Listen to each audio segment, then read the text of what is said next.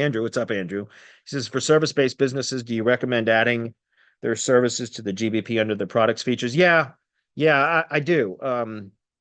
I do because it's just another way to add more relevance, and you can add an image which is relevant as well.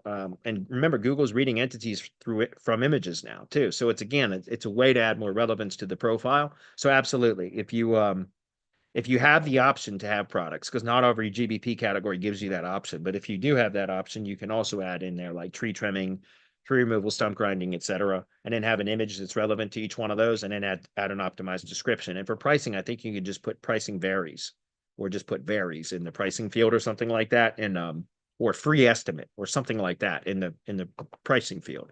But yeah, absolutely, I think that's worth doing. Okay.